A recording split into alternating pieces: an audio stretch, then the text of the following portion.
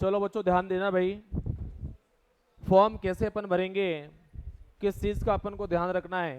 आपको पता है तीनों के फॉर्म भरना स्टार्ट हो चुके हैं, चारों का, पैरामेडिकल, नर्सिंग, फार्मेसी और फिजियोथेरेपी। तो उसकी इन्फॉर्मेशन बुकलेट आ गई है, तो उसी के बारे में मैं आज चर्चा कर रहा हूँ। तो आपको क्या ध्यान रखना है, क्योंकि फॉर्म भरते टाइम आपको गलतियां नहीं करनी है, जो भी है आपको अभी पूछना पड़ेगा। कई बच्चे फॉर्म भरने के बाद, गलती करने के बाद कि सर मैंने ये कर दिया, ये कर दिया, तो फिर करेक्शन का कोई ऑप्शन नहीं है, दोबारा फॉर्म भरना पड़ता है, दोबारा फीस लगती है। ठीक है, तो इसीलिए इसी चीज़ का ध्यान रखना आपको। पहले तो इन्फॉर्मेशन बुकलेट के बारे में मैं आप लोगों को बता देता हूँ। ये अपना न्यू एडमिशन 23-24, ठीक है। जैसे अपन क्लिक करेंगे, इसको क्लिक करने के बाद में देखो आपके पास में सारे ऑप्शन खुल गए हैं। यहाँ पर आप देख रहे हैं ऊपर ऊपर क्या है, बीएससी नर्सिंग का है, सेकंड पे क्या है, पैरामेडिकल का है, BRT, BMLT, B optho, third number पे किसका है, बी फार्मा और डी फार्मा, और फोर्थ नंबर पे किसका है, बीपीटी, फिजियोथेरेपी का है। ठीक है, तो सबसे पहले अपन पैरामेडिकल के बारे में बात कर लेते हैं, फिर उसके बाद में नर्सिंग वगैरह के बारे में बात करेंगे। सिलेबस के बारे में बता दूंगा आपको अलग से। पहले मैं बात कर रहा हूं इंफॉर्मेशन बुकलेट। इंफॉर्मेशन बुकलेट पे आप जैसे क्लिक करते हैं, क्लिक करने के बाद में अब देखते हैं इंफॉर्मेशन बुकलेट में क्या क्या इंफॉर्मेशन आपके लिए दी गई है, जिसका आपको विशेष रूप से क्या रखना है, ध्यान रखना है। तो बच्चों ये चीज बहुत इंपॉर्टेंट है आप लोगों के लिए, क्योंकि आपसे मिस्टेक नहीं हो फॉर्म भरने के अंदर। इंफॉर्मेशन बुकलेट के अंदर आप सभी को देखो यहां पर दिया हुआ है, इंफॉर्मेशन बुकलेट के अंदर आपका यहाँ पर जो 3 कोर्सेज हैं, उन तीनों कोर्सेज के लिए आपका ये एग्जाम होने वाला है। पहला आपको दिखाई दे रहा है कौन सा है, बैचलर इन ऑप्थेल्मिक टेक्नोलॉजी। किसके लिए है, bachelor in ophthalmic technology, first वाला जो है, जिसे आप किस नाम से जानते हैं, बी ऑप्थो के नाम से आप जानते हैं। ठीक है, तो आई से रिलेटेड जितना भी डायग्नोसिस होता है वो सारा इस कोर्स के अंदर चलता है। कितने साल का है, 3 इयर्स ड्यूरेशन। कितने साल का है, 3 साल का। दूसरा देखिए, दूसरा कौन सा है, बीएससी एमएलटी, या जिसको आप किस नाम से जानते हैं, BMLT, bachelor in medical lab technology. कितने साल का है, 3 इयर्स, 3 साल का है। प्लस साथ में ध्यान रखना इसमें 6 मंथ का क्या होता है, इंटर्नशिप होता है। क्या होता है, इंटर्नशिप एज ए प्रैक्टिस। ठीक है, थर्ड कोर्स कौन सा है, बैचलर इन रेडिएशन टेक्नोलॉजी, जिसे आप किस नाम से जानते हैं, शॉर्ट में बीआरटी। कितने साल का है, 3 इयर्स। तो आप सभी जानते हैं तीनों कोर्स जो हैं कौन से हैं, डिग्री कोर्स हैं। ये क्या है, ये डिग्री कोर्स हैं। आगे बात करते हैं अपन इससे आगे। तो कोर्स समझ में आ गया। ये आपकी इंपॉर्टेंट डेट्स है जिनके बारे में आपको विशेष रूप से क्या रखना है, ध्यान रखना है। फॉर्म भरना स्टार्ट हो चुके हैं, कब से, 29 मई से आपके फॉर्म जो हैं भरना स्टार्ट हो चुके हैं। लास्ट डेट जो है वो आपको फीस डिपॉजिट कराने की जो लास्ट डेट है वो क्या रहेगी आपकी, 18 जून। क्या है, 18 जून। उसके बाद में फॉर्म भरने की वो आप 18 तारीख को अगर आपका पेमेंट हो जाता है तो आप 19 को क्या कर सकते हो, फॉर्म भर सकते हो। भाई कोई इंतजार कर रहा है कि सर मैं तो लास्ट में भरूंगा, एक ही नहीं है, तो उसके लिए लास्ट जो है आपकी 19 जून, ये बच्चों ध्यान रखना आप। दूसरा जो है उसके बाद में आप जो भी आपने फॉर्म भरा है वो आप 26 जून को अपनी क्या निकाल सकते हैं, फॉर्म की प्रिंट आउट कॉपी आप क्या कर सकते हैं, निकाल सकते हैं। Receipt of print out of online application form duly completed along with fee payment proof and all relevant documents are used in service candidate. ये सर्विस कैंडिडेट्स के लिए है स्पेशली। दूसरा, एडमिट कार्ड कब आएंगे, एग्जाम कब होगा, इसका अनाउंसमेंट बाद में होगा। अभी सिर्फ और सिर्फ क्या भरवाए जा रहे हैं, फॉर्म भरवाए जा रहे हैं। एडमिट कार्ड कब आएंगे वो उसके हिसाब से डिसाइड होगा, आपका एग्जाम कब होगा। तो एग्जाम वगैरह की डेट भी आरयूएच फॉर्म भराने के बाद में निकाल देगा कि कब इसके एग्जाम होने, कब नहीं होने, ये सारी इंफॉर्मेशन आपको वहां से मिल जाएगी। तो ये तो अपन बात कर रहे थे फॉर्म भरने की डेट्स वगैरह के बारे में बात कर रहे थे कि क्या डेट है आपकी। अब बात आती है किसकी, फीस की बात आती है कि आपकी फॉर्म की जो फीस है वो कितनी रहेगी। आप सभी देख रहे हैं all candidate arts non refundable रहती है आपकी फीस। कितनी रहेगी, 1800 रुपये जो जनरल वगैरह के हैं। इसके अलावा जनरल ओबीसी जो है उसकी तो क्या रहेगी आपकी 1800 रुपये रहेगी। इसके अलावा जो रिजर्व कैटेगरी के जो स्टूडेंट्स हैं, SC ST, ये जो स्टूडेंट्स हैं उनके लिए कितनी रहेगी? 900 रुपये। जो रिजर्व कैटेगरी के स्टूडेंट हैं उनके लिए 900 रुपये, और जो जनरल कैटेगरी के, OBC कैटेगरी के जो स्टूडेंट्स वगैरह हैं उनके लिए कितनी रहेगी? 1800। तो ये आपकी फॉर्म फीस हो गई, ठीक है। इसके अलावा एलिजिबिलिटी क्राइटेरिया वगैरह, इसको अपन आगे बात करेंगे। एजुकेशनल क्वालिफिकेशन बच्चों, यह ध्यान देना आप कि आपको क्या क्वालिफिकेशन चाहिए, क्या एजुकेशनल क्वालिफिकेशन आपको होनी चाहिए। तो बच्चों उसी के बारे में अपन बात कर रहे हैं यूजी कोर्सेज के अंदर, ठीक है। यहाँ पर आपका जो 12th क्लास है, उस 12th क्लास के अंदर क्या क्या होना चाहिए? फिजिक्स, केमिस्ट्री एंड बायोलॉजी और इंग्लिश, ये होना चाहिए। आपको पहले भी बता दिया था कि जो मैथमेटिक्स वाले बच्चे वो इस एग्जाम के लिए क्वालिफाई नहीं है, वो एग्जाम नहीं दे सकते। तो जो बच्चे बायोलॉजी वाले स्टूडेंट्स हैं वो ही इस एग्जाम के लिए क्या है? एप्लीकेबल है। तो फिजिक्स, केमिस्ट्री, बायोलॉजी और इंग्लिश। आगे और देख लो। अच्छा, मिनिमम कितना % होना चाहिए? 50%। किसमें? फिजिक्स, केमिस्ट्री, बायोलॉजी और इंग्लिश। तो चारों सब्जेक्ट का मिलाकर कितना % होना चाहिए? 50%। जिन बच्चों के अगर 50% से कम हैं वो फॉर्म अप्लाई नहीं कर सकते। क्लियर है? तो ये कौन बच्चा फॉर्म भर सकता है, कौन बच्चा फॉर्म नहीं भर सकता है, उसके अपन ने बात कर ली। आगे बच्चों बात कर रहे हैं, आगे नेक्स्ट। ये तो कोर्स हो गया आपका। अच्छा, एक चीज यह है मैथमेटिक्स वाले बच्चों के लिए, मैथमेटिक्स कौन से कोर्स के लिए? Ophthalmic technology, bachelor in ophthalmic technology. तो मैथ वाला बच्चा भी ये कर सकता है, समझ में आ रहा है? ऑब्लिक के अंदर है बायोलॉजी या फिर मैथ। तो अगर मैथमेटिक्स का बच्चा अगर करना चाहता है तो वो इसमें जा सकता है, परंतु BMLT और BRT के लिए फॉर्म अप्लाई नहीं कर सकता। क्लियर है सभी को? एज का ध्यान रखना बच्चों, कितना? 17 साल होनी चाहिए। कब तक? 31 दिसंबर 2023। मतलब 2023 के लास्ट तक, 31 दिसंबर तक कितनी एज हो जानी चाहिए? 17 साल होनी चाहिए। अगर 31 दिसंबर 2023 तक अगर आपकी ये 17 साल नहीं होती है तो आप फॉर्म फिलअप नहीं कर सकते। तो मिनिमम कितनी एज हो गई? 17 साल। तो कम से कम जो आपकी एज है वो कितनी होनी चाहिए? 17 ईयर्स होनी चाहिए। आगे देखो बच्चों, ये तो चलो रिजर्वेशन वगैरह की बात है, इसके बारे में अपन कोई ज़्यादा स्पेशल बात नहीं कर रहे हैं। आगे देखते हैं नेक्स्ट चीज क्या है। सीट मैट्रिक्स देख लो बच्चों। यहाँ पर जो है डोमिसाइल क्राइटेरिया तो वो तो है ही है, आप सभी राजस्थान के हैं, उसकी तो कोई दिक्कत है ही नहीं है। ये मेडिकल फिटनेस वगैरह वो जब आपकी ज्वाइनिंग होगी तब जरूरत पड़ेगी इसकी, मेडिकल सर्टिफिकेट की अभी कोई आवश्यकता नहीं है हमारे को। सीट मैट्रिक्स देख लो बच्चों। आपका जो सीट है, कॉलेज है, वो आप देख लिए 3 कोर्स है अपने पास, bachelor in ophthalmic technology, bachelor in medical lab technology और तीसरा बैचलर इन रेडिएशन टेक्नोलॉजी, जिसे आप किस नाम से जानते हैं? BRT के नाम से आप जानते हैं। कॉलेज देख लो कितने हैं आपके पास, कितने कॉलेज दिखाई दे रहे हैं बच्चों आपको? 1 2 3 4 5 6 7 और 8। कितने कॉलेज दिखाई दे रहे हैं आपको? 8 के अंदर से एक कॉलेज को हटा दो, ये RNT वाला, क्योंकि इसमें कोई सीट ही नहीं है। अरे खाली पड़ा है ना कॉलम, इसमें कोई सीट ही नहीं है, ठीक है। अब देख लो आप SMS मेडिकल कॉलेज में बी ऑप्टो की कितनी है?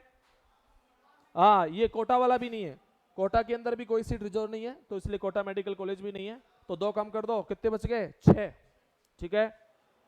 SMS मेडिकल कॉलेज पहले नंबर पे, बी ऑप्टो की कितनी सीट है? 10। BMLT कितनी सीट है? 10। और RT कितनी सीट है? 30। तो 30 के अंदर 5 सीट जो है वो रिजर्व है, जो ऑलरेडी मान लो गवर्नमेंट जॉब में है, असिस्टेंट रेडियोग्राफर लगे हुए हैं, तो वो उनके लिए है। तो आप लोगों के लिए कितनी है? 25। अरे ये रहा ना 25, टोटल 30 है, तो तुम्हारे लिए कितनी अवेलेबल है? 25। आगे देखो, RUHS में बी ऑप्टो की कितनी? 20 और BSc MLT कितनी? 30 और RT की भी कितनी? 30 सीट्स है। Doctor SN medical college Jodhpur, तीनों कोर्सेज की कितनी कितनी सीट है? 20 20 and 20।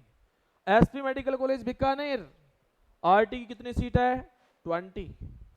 JLN medical college Ajmer, BMLT की है 10 सीट और BRT की कितनी है? 10 सीट। ये लास्ट वाला कॉलेज है आनंद इंस्टीट्यूट, जो है वो क्या है? प्राइवेट कॉलेज है। ये क्या है? ये प्राइवेट कॉलेज, तो कितनी सीट है इसमें 10, और केवल किसकी, बैचलर इन ऑप्थेल्मिक टेक्नोलॉजी की। बोलो क्लियर है, ये आपका टोटल सीट मैट्रिक्स है। तो टोटल मिला के ये सीट जो है लगभग 240 के राउंड बनती है। टोटल कितनी बनती है, 240 के राउंड टोटल सीट्स बनती है। इधर देखेंगे आप 20, 30, 50 और कितनी हो गई 60, तो 60 सीट तो ये हो गई, किसकी हो गई 60 ऑप्थेल्मिक की। इधर देखो 50, 60, 70 सीट इसकी हो गई, किसकी, बीएमएलटी की 70 सीट।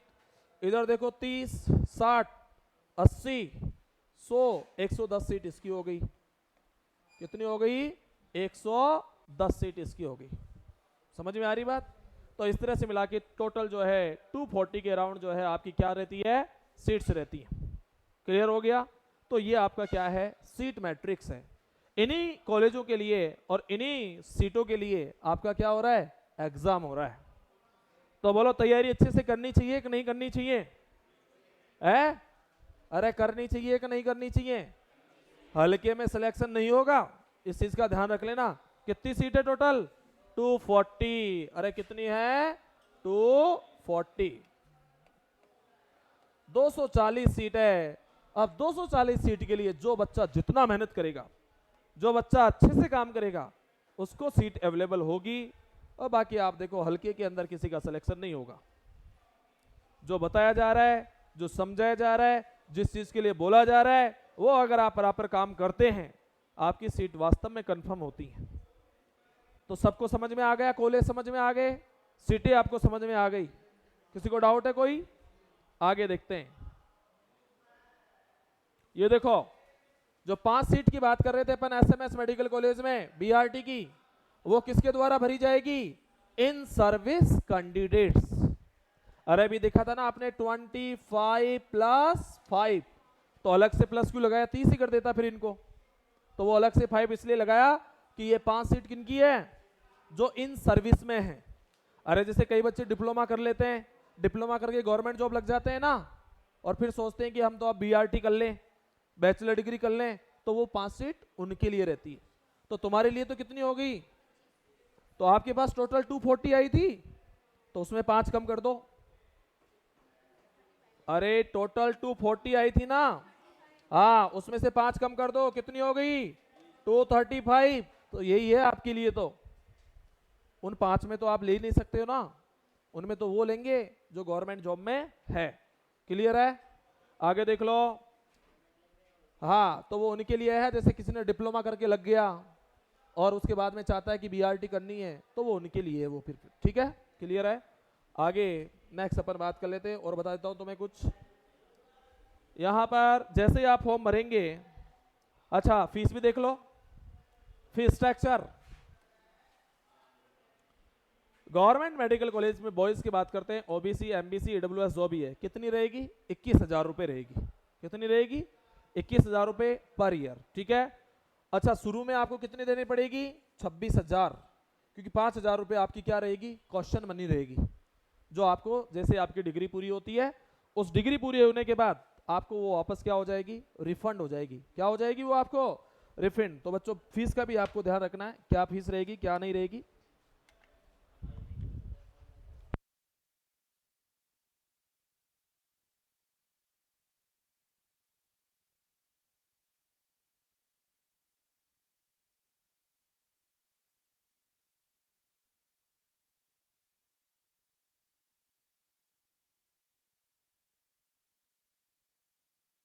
तो दूसरा जो है, रिजर्व कैटेगरी के जो स्टूडेंट्स हैं, रिजर्व कैटेगरी के जो स्टूडेंट्स हैं, उनके लिए जो फीस रहेगी आपकी वो कितनी है 10,500, और इसके अंदर 5,000 रुपए क्या है, क्वेश्चन मनी है। तो कितना हो गया 15,500 रुपए हो गई। और वो भी आपको पता है ये क्वेश्चन मनी रिफंडेबल है, जो आपका डिग्री पूरा होती है क्या हो जाती है, रिफंड हो जाती है आपकी। ठीक है। और इसके अलावा जो प्राइवेट कॉलेज है, जो एक ही कॉलेज था, उसकी कितनी है 60,000 रुपए पर ईयर। ठीक है, ये आपका फीस का हो गया।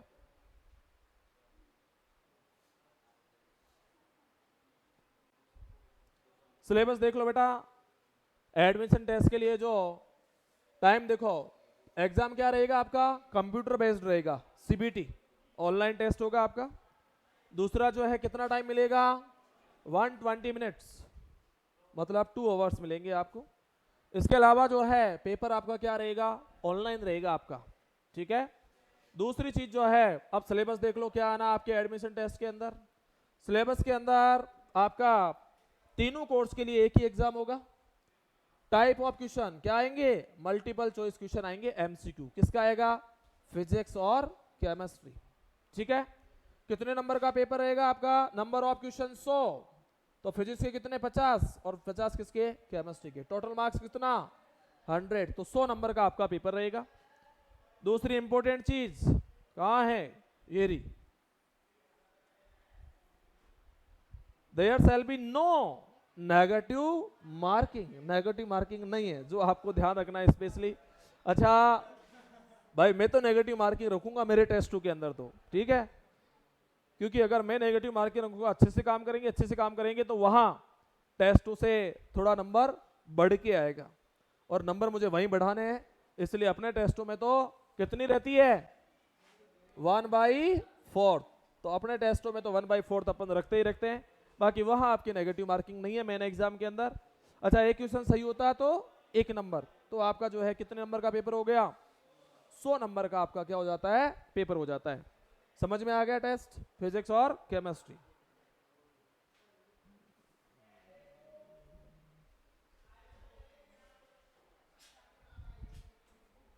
चॉइस फिलिंग, ये बच्चों आपका रिजल्ट आने के बाद में अपन बताएंगे कैसे चॉइस पढ़ना है, आपको क्या करना है क्या नहीं करना है, वो लास्ट में बताना है।